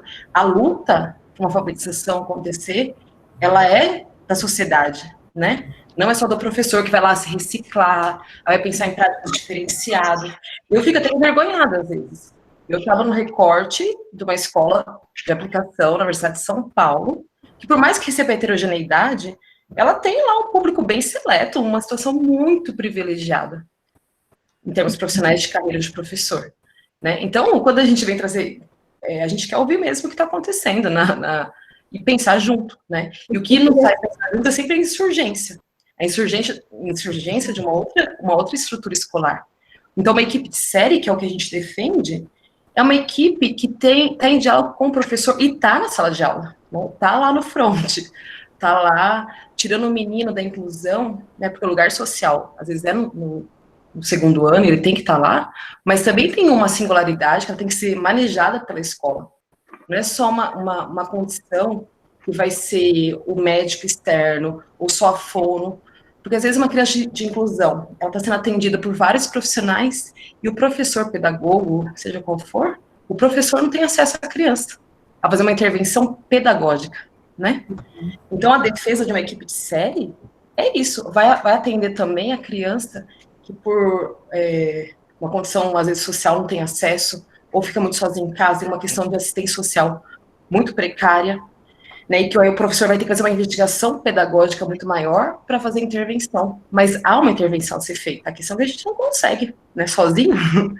Então, essa insurgência de ter certeza, isso tem pesquisa comprovando, né, não é só um achismo do professor que quer trabalhar menos, de que essa equipe que atua, ela é fundamental.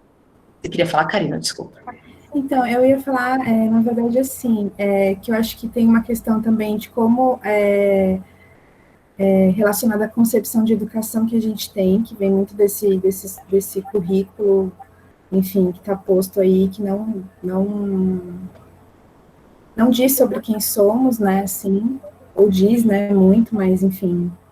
E também eu fiquei pensando que a alfabetização é um dos possíveis letramentos que a gente tem e pode utilizar na escola, né. Existem outros letramentos, né, se a gente for pensar também o letramento racial, né, e eu fiquei pensando o quanto a gente, enquanto essa escola prioriza alguns tipos de conhecimento, como já foi falado, né, e, enfim, e exclui outros, né, então tem a ver também com a concepção de educação. Só compartilhando uma experiência, eu participei de um curso que fala sobre as práticas educativas nas prisões, e a gente fez um levantamento sobre as experiências, né, educativas nesses espaços, e assim, a gente não, a pesquisa foi realizada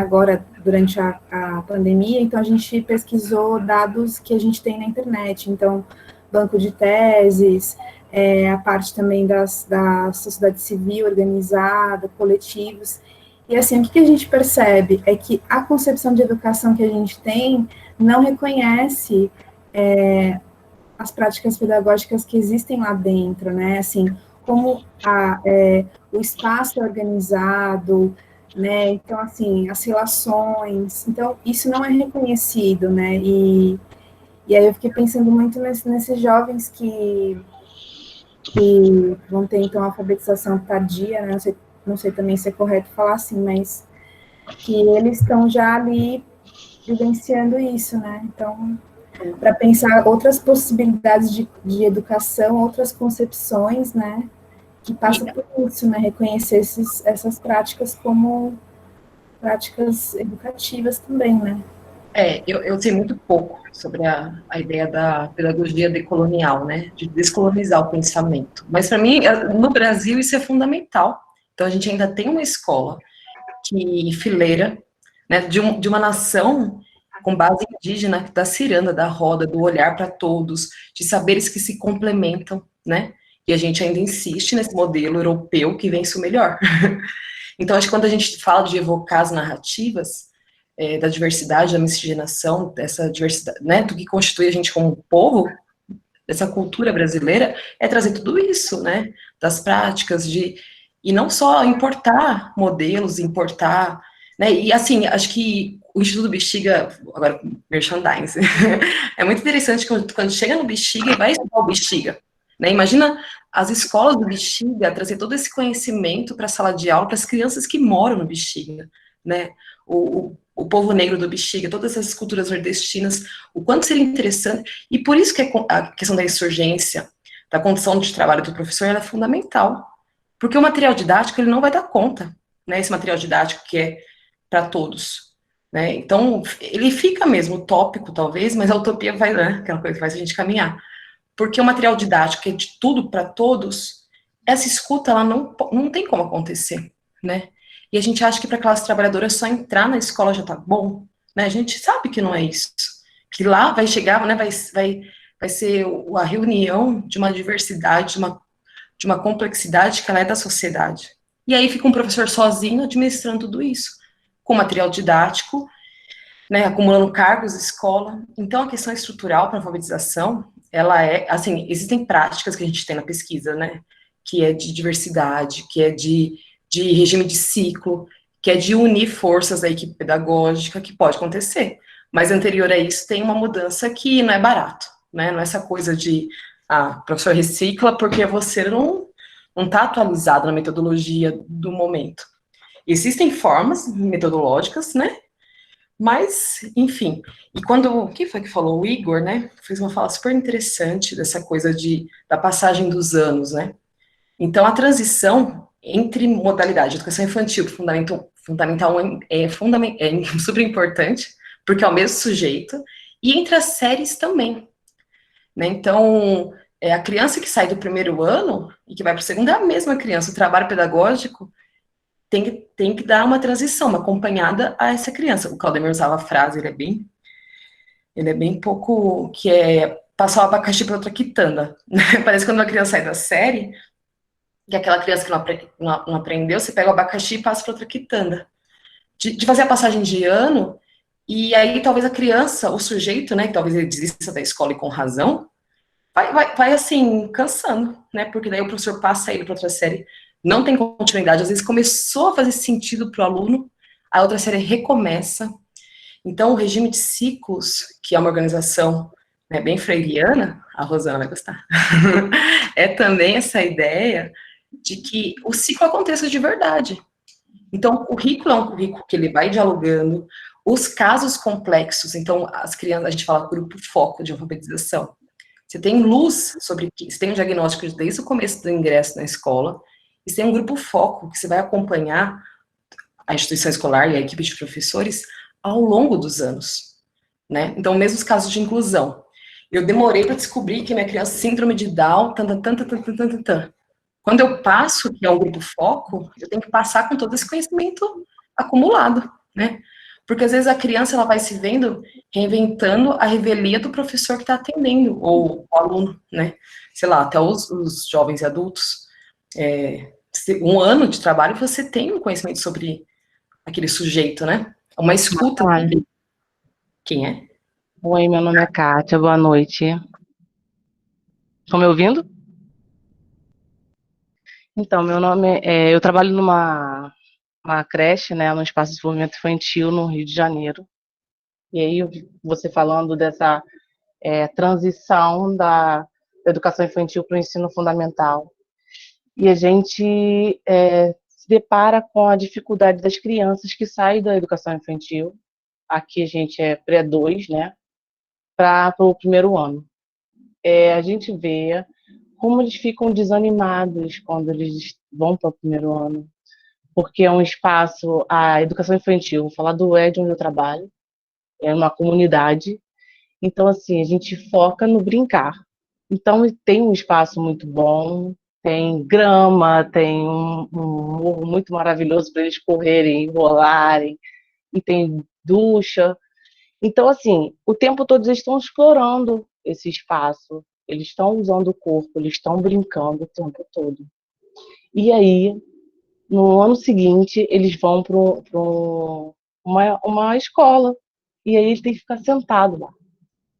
E geralmente, isso acontece constantemente, das mães voltarem e dar um relato, né, de como essa criança está atuando nesse primeiro ano. E assim, elas falam que eles ficam desanimados, porque não existe um diálogo entre o professor do primeiro ano e o professor da creche ou do espaço de desenvolvimento infantil. Falam de um projeto de transição, mas assim, o que foi trabalhado lá na creche, né? Como era essa criança nesse espaço? O que se fazia?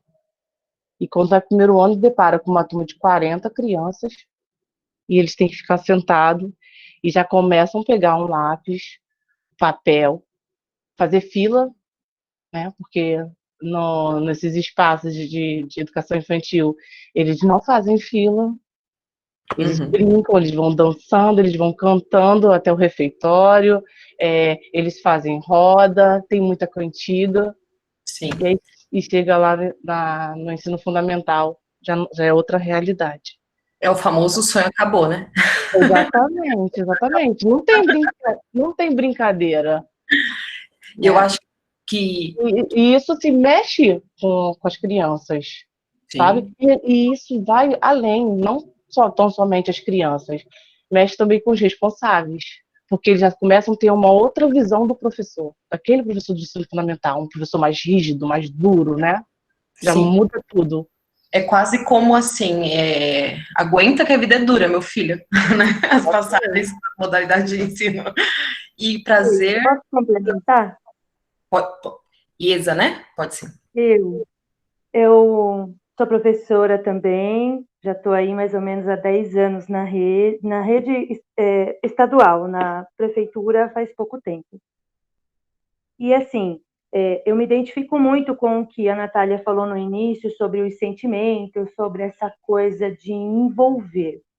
Então, somando aí ao que acho que é Kátia, né, estava falando, sobre essa dificuldade da transição, então eu vejo que o professor de primeiro ano, ele tem que gostar, ele tem que querer, assim, fazer realmente a diferença, porque como que eu recebo meus alunos? Justamente pensando nessa transição que é difícil. O meu filho, o meu mais velho, ele teve alguns problemas na infância, ele tinha convulsões febris, tudo. Quando foi essa passagem da EMEI para a EMF, eu restringi, eu deixei ele mais um ano na EMEI, porque ele não tinha perfil e ia ser muito difícil para ele. Então, eu comecei a pensar também um pouco mais sobre a minha prática, sobre esse negócio que ela falou, da criança chegar e lápis na mão, caderno, linha, senta, não levanta, não faz isso, sabe? É tanta coisa na cabeça da criança. E aí eu fui estudar um pouco mais e hoje eu tenho uma mente bem diferente de como recepcionar essa criança. Eu preparo os cantos. Então, quando os meus alunos de primeiro ano, eles chegam na sala de aula, eles vão ver a árvore, a parte de leitura, eu coloco tatame no chão. Assim, é difícil, porque você tem que investir no seu bolso. Na prefeitura eu estou chegando agora, mas no estado você tem que colocar muita coisa do seu mesmo. Então, eles chegaram na minha sala, eles têm o cantinho da leitura, onde a gente vai sentar no chão, a gente faz brincadeira rolando no chão mesmo, aquela coisa de... depois do intervalo, tem aquela preocupação, porque eles são primeiro ano, eles não sabem muito assim se comportar, entre aspas, do jeito que deveria, entre aspas. Então, eu coloco música, a gente canta, a gente dança. Então, para mim, eu não tenho dificuldade em fazer com que essas crianças de primeiro ano se adaptem à escola. Na minha primeira vez que eu peguei um primeiro ano, eu já preparei tudo isso. Eu fiz um canto de leitura, aí eu fiz um canto de brinquedo, onde eu peguei brinquedos de vários lugares. Eu já começo o ano assim. Tem caixa do brinquedo, tem o cantinho da leitura, entendeu?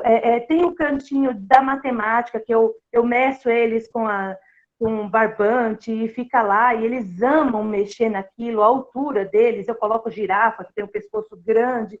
Então, esse olhar para, como é que eu posso dizer, comparado ao olhar da criança, faz toda a diferença. Da infância, né? Essa consideração à infância, né? Que eu acho que é muito importante.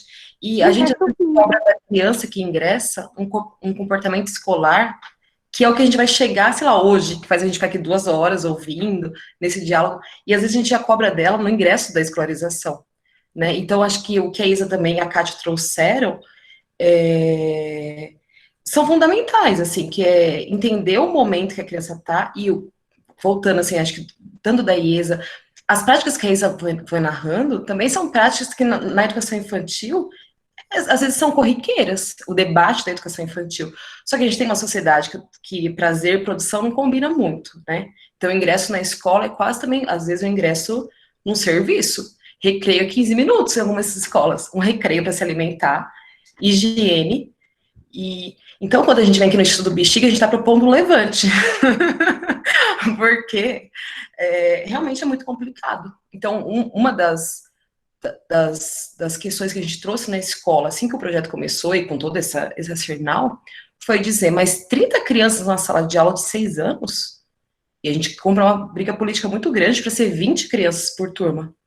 Depois também a questão do trabalho feminino, né? Então, essa ideia de não ouvir educação infantil no Fundamental 1, ouvir, teoricamente, inclusive, ouvir pedagogicamente, também tem uma ideia de menosprezar o trabalho que é feito pelas professoras, em sua maioria, na educação infantil, né? A gente vê que a grande parte das escolas, o professor que mais recebe financeiramente é o professor do ensino médio, né? Que é onde o ensino é mais valorizado. Então, essa ideia hierárquica dos ciclos também produzem efeito, né? Então, quando a gente fala o fundamental... teria que ouvir ou dialogar com a educação infantil para pensar nessa recepção das crianças, para pensar um projeto de alfabetização com continuidade, também é colocar em xeque essa ideia de hierarquia dos saberes, né? Tanto da cultura erudita da popular, tanto das modalidades de ensino. Ah, porque as crecheiras, né? Na Universidade de São Paulo, na USP, o professor de creche ganha 1/3 quando ingressa do que o professor do ensino fundamental 1. É dito como, foi tido, e eu vivenciei isso como serviço de assistência social. E se é assistência social, é direito da família, não é da criança, e, enfim, não vai ser valorizado. Então, eu acho que quando a gente vai falando de educação, às vezes falando, parece que é de uma sala de aulinha, de alguma praticazinha, e não é, a gente traz também conflitos sociais que chegam na escola, que chegam nas costas do professor. Né? Então, e essa questão também da cultura escolar, que o prazer para as criancinhas pequenininhas, né? Porque vai só em cuidar, né? E o cuidar e o educar para sempre. Meus alunos da licenciatura, quantas vezes a gente não está escutando toda a fragilidade emocional, todas as questões de saúde mental, porque educar e cuidar para a vida inteira, né? Então, gente, eu só não sei como me organizar aqui, Dani, agora vou evocar a Dani. A gente Natália? Bernadette. Olá, Natália. Tudo bem? Eu queria assim, deixar assim, como professora de educação infantil, tem 8 anos que eu ingressei na maternal, né? Eu trabalhei mais de 10 anos no ensino fundamental, e com dupla carga horária também, com questões emocionais, e de cansaço, assim, de dobra mesmo. Eu migrei para a educação infantil, e por cursos que eu fiz, me apaixonei pela educação infantil, né? E assim, eu me deparei assim, com um cenário tão assustador, porque eu ainda não tinha trabalhado.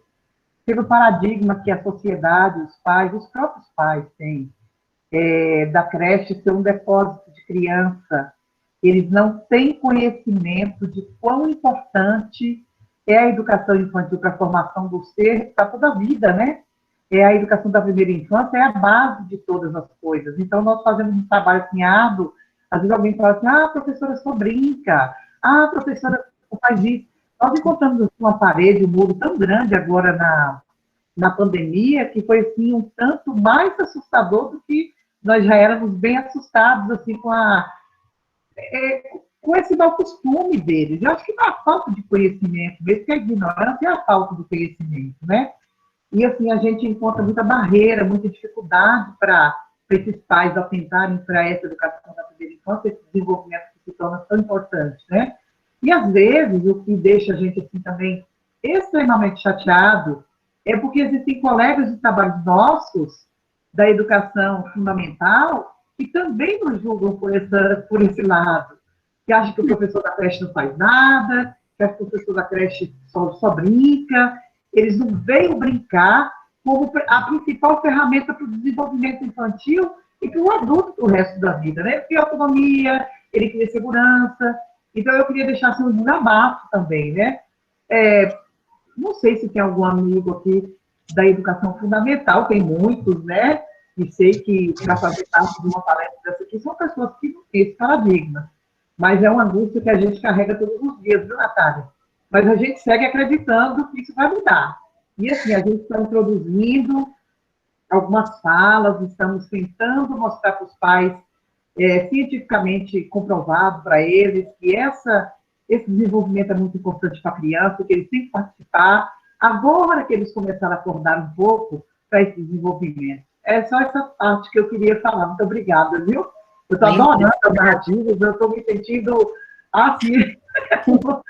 Eu estou me sentindo assim, numa palestra maravilhosa, vocês todos estão de parabéns, aprendi muito com essas meninas que trabalham com crianças com medidas socioeducativas, estou aprendendo demais, nunca trabalhei, minha filha já trabalhou lá em Chapecó, né, já teve a oportunidade de ter, assim, muita conversa comigo acerca dessa educação. Vocês são muito guerreiros, vocês são guerreiros demais, nós somos guerreiros demais. Muito obrigada por essa oportunidade, viu? Obrigada, Bernadette. Acho que é a Rosana, né? Depois eu comento. Então, eu queria falar, na verdade, 2 coisas. Eu acho assim, uma a Bernadette acabou falando, viu, Bernadette? Que aí eu acho que existe, sim, uma desqualificação dos professores que trabalham com a educação infantil, dos próprios professores, colegas de trabalho do ensino fundamental, né, que quando você chega na sala dos professores, você é professora do quê? Sou da educação infantil. Educação infantil. Sim, você corta EVA? Tá. Quer dizer, despreza os professores. Então, assim, nós somos uma classe que temos preconceitos dentro da própria classe, né? A gente não se entende como um grupo que precisa lutar junto para conquistar melhores coisas. Então, eu vejo isso. E a segunda coisa que eu acho que também é interessante, quando as meninas colocaram o fato do professor da educação infantil termina o trabalho dele, a criança vai para o fundamental, esse professor que recebe no fundamental não conversa com o da educação infantil, e é como se assim, bom, agora a gente vai iniciar a educação de vocês. Tudo que você fez para trás, esquece, porque aquilo ali não vale nada, era só brincadeira mesmo, agora sim o papo é sério. Não. Então, eu fico pensando assim, que na academia, na universidade, isso também fica falho. Porque a gente estuda teóricos, mas a gente esquece de falar, gente, na prática, a coisa rola dessa forma. É desse jeito que funciona. A gente precisa conversar com nossos pares, a gente precisa entender quem são nossos alunos, como que eles estão chegando, o que foi feito com eles, parar com esse preconceito, parar com esse julgamento, parar de se achar top demais, porque eu sou do fundamental, ele é só da... Eu acho que a gente tem que parar com esse preconceito todo que a gente carrega, porque somos professores, a gente estuda para isso, e parece que não funciona nada do que a gente estuda e lê, porque a gente faz o contrário, a gente faz exatamente o que não é para ser feito, né? Aí, assim, eu acho que a academia fica, assim, devendo isso, né? Eu fui professora aí da pedagogia, e eu sempre falava isso. Gente, a gente precisa respeitar nossos pares e a gente tem que respeitar nossos alunos, o trabalho que foi feito anterior, tá? Então, era isso. Legal, Rosana. Acho que tem muita coisa para desconstruir, para descolonizar, né, essa tradição. A gente não tem muita tradição de educação popular no Brasil, né? A gente... mesmo acho que a gente nem bater tanto entre a gente, né, mas bater mais em uma estrutura também. Eu acho que a questão salarial de reconhecimento, quando eleva um determinado nível de ensino a outro, ela também passa esse recado, né, que é menor. Lógico que a gente, como categoria, como coletivo, a gente deveria internamente tentar bater isso, mas é muito complexo, quando a própria estrutura social já desvaloriza determinadas categorias. Então, é justamente o que eles fazem, né? É nos dividir, porque quanto mais divididos estivermos, menos a gente consegue ir para a luta, né? Porque estamos divididos, né? Mas você está lutando por quê? Por que você está lutando? Você quer condições que você estuda, você trabalha no estadual? Mas o meu municipal é muito melhor, então eu não vou para a greve. Quer dizer, sabe, assim, a gente acaba colaborando com os caras, né? Sim. É isso que é ruim. E, assim, acho que uma aposta é o fracasso ou o sucesso, que não é do aluno, mas da instituição. No início da escolarização, o fracasso e o sucesso vai bater nos glúteos, para ser mais chique, de todos, entende? Que unir forças nesse ensino é também para pensar nessa trajetória escolar, uma trajetória escolar. Eu vi que no chat está super um assunto, fiquei super curiosa, e alguém citou o livro da Maria Helena de Souza Pato, que é fundamental, né, a produção do fracasso escolar, histórias de rebeldia, eu não lembro mais o resto, mas que é isso, acho que quando a gente pega um aluno que chega lá, vai para a EJA, também é uma história o livro da Pato explica muita coisa, né, dessa produção do fracasso, né, não é um fracasso que é do sujeito, ele é produzido também pela instituição. E que mais... A Bernadette comentou coisa... a questão do EVA, né, que eu dei risada na sua fala, da Rosana, mas eu tava dando risada do chat, que chegou né, é fácil que corta EVA. Vai lá conduzir uma ciranda. Se você conseguir, aí você menospreza o trabalho da educação da infância, né. Só quem tá na educação da infância também sabe a complexidade. Assim como todas as modalidades de ensino vão trazer a sua complexidade, não é uma disputa para quem sofre mais. Acho que a disputa, a ideia é que se a gente sofre junto, que a gente lute junto por um outro modelo de educação, né? Um outro modelo de estrutura de trabalho ao professor, né? Acho que criatividade, prática, existe muita, né? Mas acho que grande parte, por exemplo, foi a conclusão que a gente chegou na pesquisa, tem a ver também com a estrutura que é ofertada ao professor, o quanto não é realmente uma prioridade dos governos, das políticas públicas, a questão da educação. Então, trazer esse diálogo, né, para as pesquisas acadêmicas também, como a Rosana colocou, é fundamental, né? Acho que a solidão do professor, quando a gente fala, vamos enfrentar essa estrutura 1:30, também é na academia, também é colocando um outro sujeito, né, com ele em sala de aula, também tem muitas frentes de ação, né? E para que a gente consiga também incidir nessa produção de um fracasso que vai chegar em todos os lugares, vai chegar na violência, vai chegar na liberdade, enfim. E quando ele chega, e esse aluno, ele se sente fracassado e culpado, ele não reconhece o Estado como quem fez isso com ele. Isso acontece com os alunos na faculdade. A gente percebe que a gente dando aula, o aluno tem dificuldades, mas ele se coloca como o problema é dele. Ele não é esforçado, ele não lê, ele não estudou, ele não consegue, ele é burro, ele é isso. Quer dizer, ele se martiriza o tempo inteiro, mas ele não reconhece que, assim, desde da educação infantil, ele vem bombardeado, sabe? Com essa pedagogia do fracasso. Então, não voz, né? O seu corpo, a sua cultura, talvez periférica, né, desse menino de rua que brinca, que também não tinha voz, então... Exato, Sim. Eu acho que a gente vai ter que marcar um ciclo de debate sobre o assunto, Daniele. Também acho, gente. Sensacional. Né? Isso quer dizer que a gente tem muita coisa para falar, né? Isso é muito bom. Sim. Não sei se... Fala, Nath. Não, o meu material é extenso. Você acha que a gente continua? Eu penso no horário, né? Quantas pessoas se organizaram. Não sei como conduzir. Eu acho que, dado agora o calor do horário mesmo, a gente poderia realmente pensar num segundo encontro para você...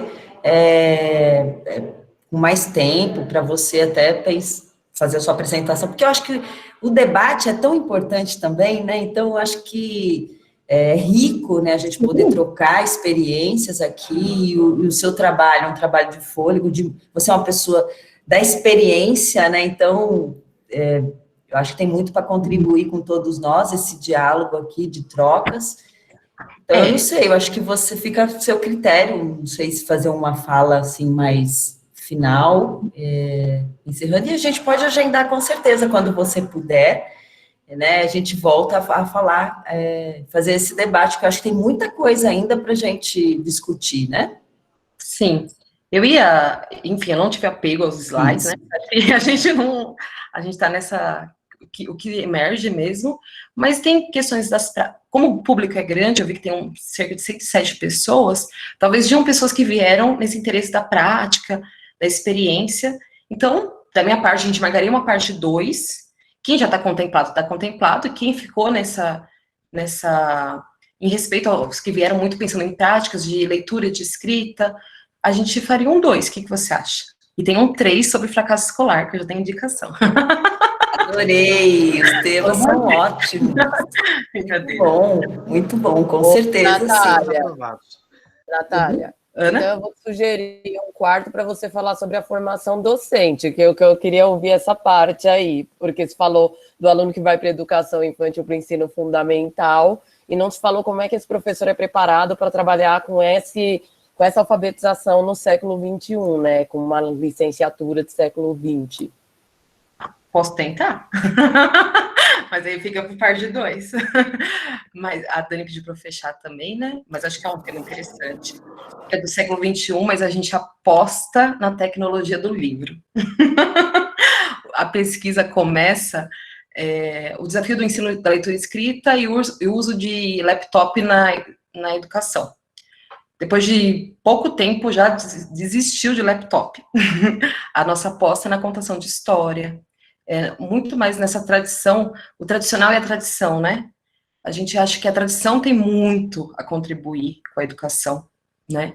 E essa defesa, pensar em práticas diferenciadas para um grupo tão heterogêneo como é o que chega na escola para os professores, né? Pensar em formas que a gente também não chega, mas de reivindicação de política pública para uma educação realmente possível para todos, né? Para todos, especialmente aqueles que já não chegam prontos, né, na escola. Então, assim, o debate foi muito legal, foi muito rico, eu estou super lisonjeada, gostei de ouvir vocês, gostei das participações, eu peço desculpas quando eu não consigo comentar muito, porque vai passando, né, a hora que vocês estão falando a gente pensa um monte de coisa, mas eu espero que na parte 2 a gente consiga continuar o diálogo, assim, da minha parte, já me convidei para fazer a parte 2, que ia falar um pouco sobre círculo de leitura, sobre atividades diferenciadas, diagnóstico, e posso tentar contribuir com essa formação, como a Ana sugeriu. Eu não, né? A gente junto aqui. Acho que é isso. Foi um prazer. Prazer é todo nosso, professora Natália, e as contribuições de um público que é um público bastante experiente na área da educação, então é uma troca de saberes aqui fundamental, riquíssima. Eu acho que a gente tem muito, eu estou vendo aqui, o pessoal no chat está bombando, isso é muito legal. A participação de vocês é que faz, né, essa discussão tão rica, e a professora Natália, com maestria, habilidade, ela consegue transitar, né, em territórios aí da educação muito díspares, mas que se complementam, né? Então, para a gente é um prazer ver. Aprendi com você. Aprendi com você. E a gente se conhece de longa data, né? Então, ver o trabalho dela desde a formação, que é uma formação sólida, para a gente hoje reverberar todo esse trabalho de uma construção, de uma trajetória tão rica, né? Tão bonito, é muito bonito. Joga o cabelão, Nath. Bom, gente, a gente quer, então, agradecer imensamente a generosidade de todos vocês por estarem aqui nesse debate tão legal até agora, a professora Natália, os outros professores que contribuíram também com esse debate, e a gente pode aprender mais hoje, e vamos ver se a gente, logo no primeiro semestre, já monta uma programação com todos esses temas, certo? A gente aguarda contar com vocês, com a presença de vocês, contribuindo novamente. Então, Natália, muito obrigada, um prazer imenso, um prazer todos vocês, não sei se mais alguém gostaria de falar alguma coisa, e olha, a gente fica, uma boa noite a todos, queridíssimos, até o começo do próximo semestre, a gente volta com tudo, hein? Paulo Freire, professora Natália. Rose, quer falar, Rose? Pode falar. Não, quero não. Muito obrigada. Foi muito Eu gostaria de perguntar se o vídeo vai estar disponível em uma plataforma pública, como o YouTube, para poder repassar e viralizar também. Conversar assim com a professora, e aí a nossa ideia é disponibilizar assim para todo mundo. Perfeito. Obrigada, gente. Aguardo o convite novamente, hein? Obrigada, Bernadette. Nath, só tenho... Deu certo. Só eu sei o suor. Tchau, gente, foi um prazer. Maravilhosa. Tchau, tchau. Vitor, Joyce, Marina, Gael, gente, que legal. Parabéns, Nath. Também, tchau, tchau. Tchau, tchau, gente. Obrigado.